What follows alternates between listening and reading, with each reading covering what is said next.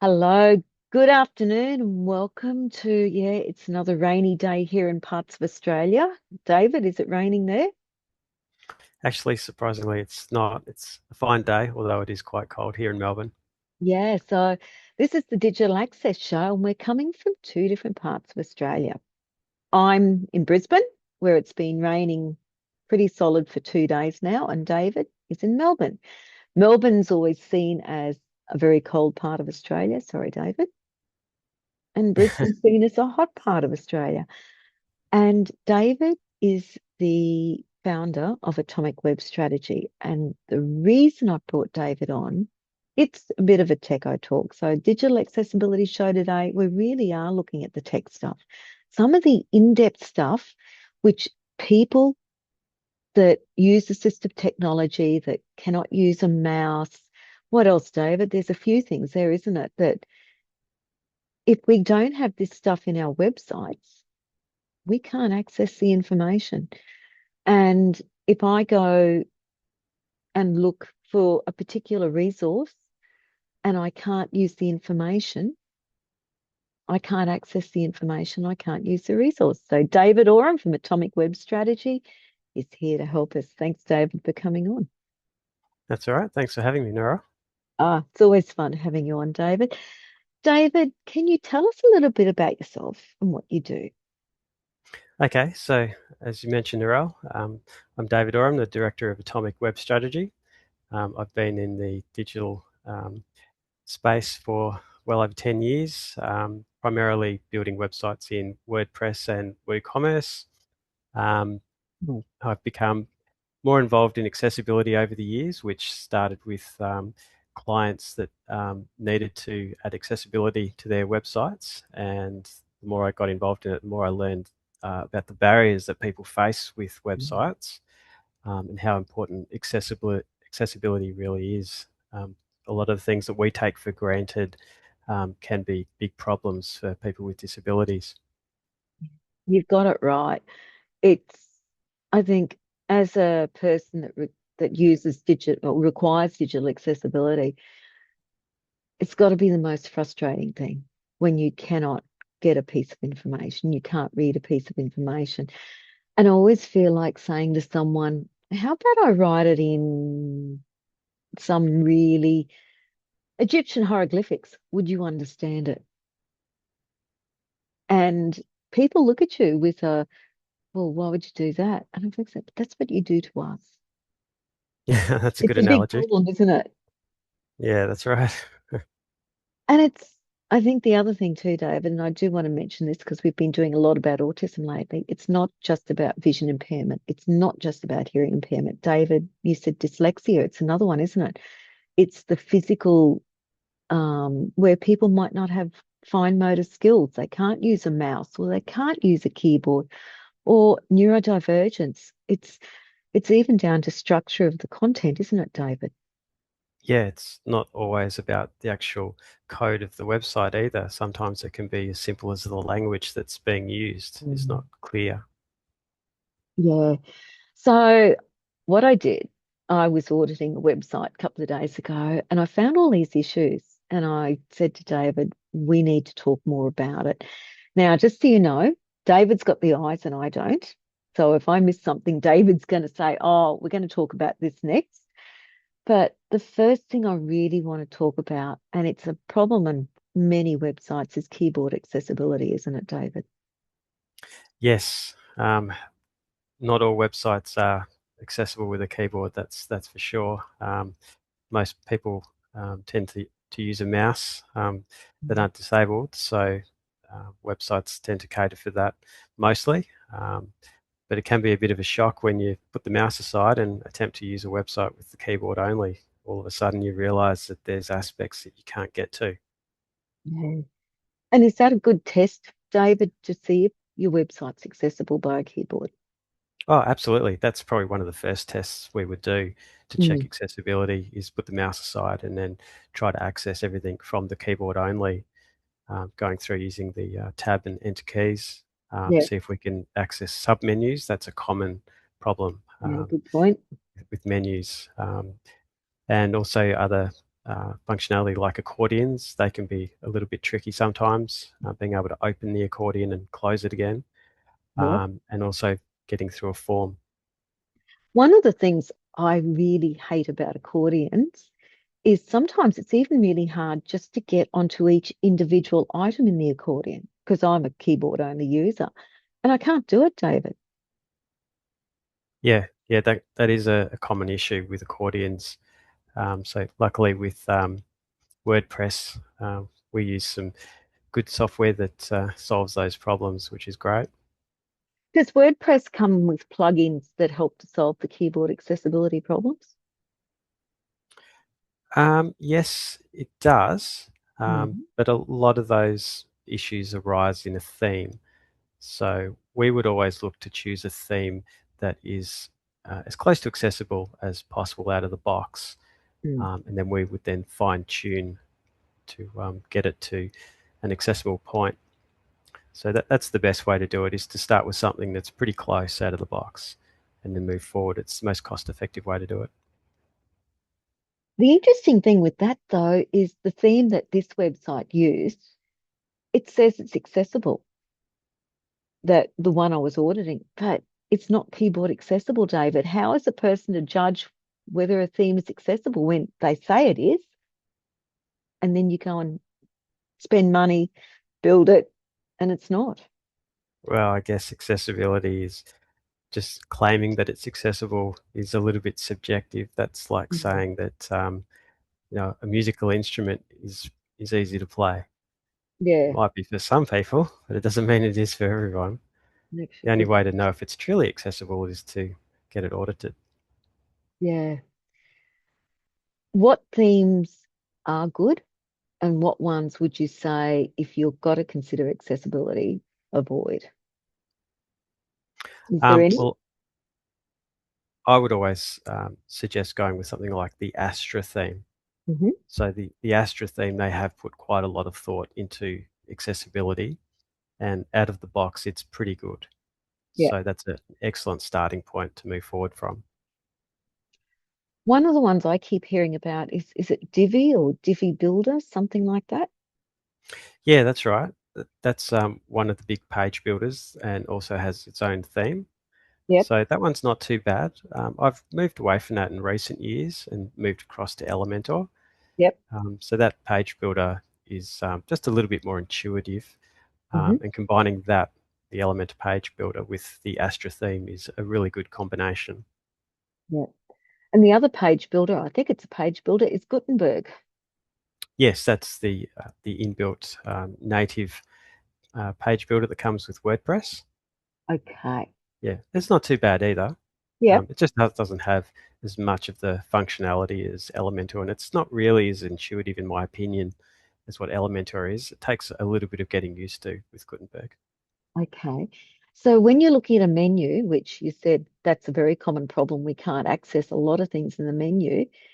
Is there any particular things that you could suggest that people do to make it accessible quickly and easily?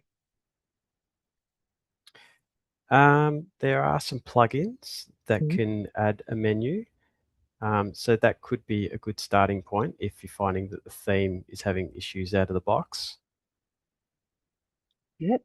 Any particular ones that you would suggest, or is it a case of bit of a have a play around and see what you can find? A little bit. Mhm. It's not really something that I've used. We tend to use the inbuilt menu from Astra. Yeah, So we haven't really come across that too much. But there is one called Mega Menu, I think it's called. That could yep, be an option worth looking at. yeah, Sure. yeah. Okay, so that's that. The next one on the list, I think we talked accessibility. What was it, David? Because we've got a list there, haven't we? Oh, the sliders on that page that I was showing you, and it's a common problem. There's an image, and there's more information displayed only if the mouse is used. Is that a styling issue? Is it a design issue? Is it a, what is it? I would say that's a design issue. That's something that is really difficult to make accessible, I would have thought. Yeah.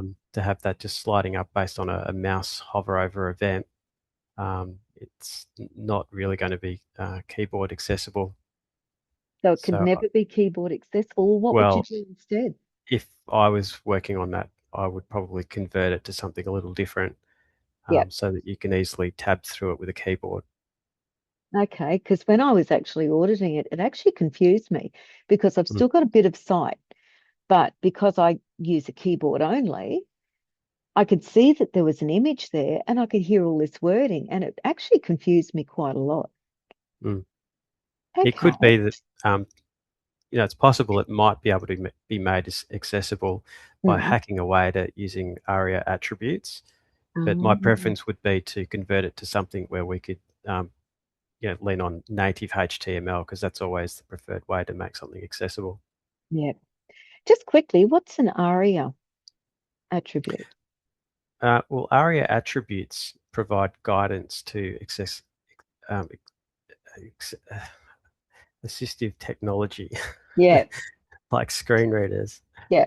So yeah, that's what ARIA does. It helps to provide extra context and information, especially when the HTML hasn't relied on native HTML, like using a div to create a button and things like that. Yep. So in that sort of instance, if you're remediating it, you're likely to need an ARIA attribute to help the screen readers. Okay. What was the next one on our list, David? Let's see. Are you're going to ask about audio feedback via Go Oh, Live? yeah. Well, not even Yeah. Go Live. That was a typo there. But one Uh, of the things I found when I was testing this page, so we had a contact us page, oh, and info on relationships as well. So we had a contact us section on the page, right? And there was a few problems with it. It took me a long time to find the actual error messages because they actually faded in against the background. So there was a contrast issue for a start. And it's because the background to me appeared busy and there wasn't enough difference between the color of the background and the color of the error message to make it obvious. But the other thing that when a person that uses a screen reader or a braille device or any of those text to speech tools, it never tells us where the error message goes to or what field the error message belongs to. What are things you can do to fix that? Okay, so when you mentioned Go Live, I assume that you meant the ARIA Live attributes. Yeah, that's So what I meant. Yep. yeah, so what that's referring to is a good example would be if you're on an e-commerce website Hmm. and you add something to your cart and there's a little area that might say cart updated. Hmm. So we would use an ARIA Live attribute to assist the screen reader to know that this section is potentially going to update. It's Yep. dynamic content. And Hmm. so if it detects the change, it reads out the update that comes through, which would be Yep. cart updated, or it could be a search where you perform a search and it might say 14 results found, Yes. or it could be submitting a form. So you submit a form and then the form disappears and is replaced with the text, form submitted successfully. Yeah. So it needs to read that out. Otherwise, you lose context of where you're up to. Yeah, that's true. Good point. Mm. So, in the case of error messages, though, how do you handle them? Because that was a really bad issue there because I couldn't see the error messages. I could hear the error messages and I didn't know where to what they applied to. Um, well, there's two ways that you can go about that. So, using the ARIA Live Hmm. attribute. So, if it's something that's not that important, then you can use the polite attribute to allow let the user know when it gets a chance. Or Hmm. if it's something that's super important, you can use the assertive value, which then prompts it to interrupt immediately and read out the error message. Okay. And how do I know what field has the error? What's the best way that people should be doing that as well? Because I think there were three or four fields on that form from memory. And I Okay. deliberately, one of my tests is I enter nothing and see what happens. Okay. Well, the best way to do that would be to use native HTML, Mm. and then you can actually provide a relationship to those elements through the native HTML. But failing that, then you'd need to use some ARIA attributes to um, create that relationship between various elements. Okay. And the other part really with it is, and it's relationships, because every part of the information on the screen is related, isn't it? Yeah, yeah, particularly with forms, there's relationships between, say, the label and the text field next to it. So that's And obvious with sight for sighted people, but um, for the disabled and blind, then that needs to be done programmatically. and it's not hard to do, or it is hard to do. No, not particularly hard. It's just a Mm. little bit of code. So Yeah. mm, And is it because a lot of websites that I even just when I go on, like I bought some dog food for my guide dog the other day, and it has the mm, same problems as well. And how, it's a common issue, isn't it? The relationship's not there. yeah, that's true. It's Yeah. it's obvious when you've got vision, but when you don't, then it's not that obvious. So it's quite important to put that in there. So, like I said, it's just a little bit of code. It's not really that difficult. It just requires a bit of thought. Yeah. Does it just become habit, David, after a while that you just do Yeah, it? yeah. Once you're thinking about these things, then yeah, it's always in the back of your mind. Yeah.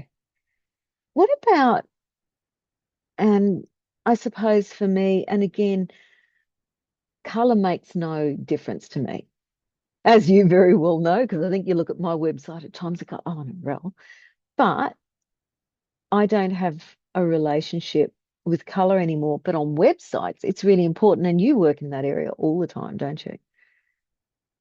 Yeah, color contrast is obviously one of the big things with accessibility. Mm. So we always use a color contrast tool when we're choosing a color palette for a website to make sure Yeah. that everything works. Yeah. It's not hard again, is it?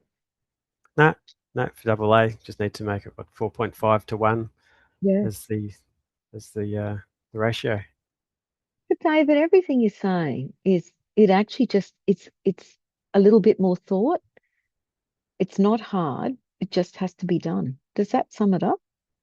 Yeah, pretty much. Yeah, it just needs to be in the back of your mind so that you're thinking about these things as you're building. What is what pieces of advice do you have to give people? I mean, you and I talk all the time, and I will be honest, when I'm auditing, if I can't get the CEO of Digital Access Solutions, David's one of the people I ring straight away. David, it's much more techo than I am. I'm not a website builder. I don't profess to be, but I understand how tech's put together. And so David is a person that I always go to for advice. What is some advice you can give people, David? I'd always say that it's better to do it from the outset rather than an afterthought. Mm. It's much more cost effective to build accessibility in from the start rather than trying to remediate at the end. Yeah. Is there any place where you think, oh, it's probably not necessary? Not really. It's when you can guess what the audience might be for a website, but Mm. that's yeah, not really something I would want to do. I think accessibility is something that we should build into all websites. Yeah. Well, obviously I'm of the same opinion. David, how can people get in contact with you? Because I think you are a person that does have the knowledge that a lot of people need. Um, well, the best way would be to visit our website at atomicwebstrategy.com.au, and you Yeah. can send us an email from there or give us a call. Fantastic. Thanks, David. Thanks so much. And also, David, thank you for putting up with me these few years because you've been very patient at times. And seriously, if you do need a good, accessible website, David knows of another website developer that is good and they work together and they do better access, which is the campaign that you're involved with me, David. So it is about giving everyone access to the information. Thank you. And we will I should say this because I'll get in trouble. If you like what we do, please like, share, subscribe, review, and feedback. We really love feedback. And we look forward to seeing you next week on the Digital Access Show. Thank you so much.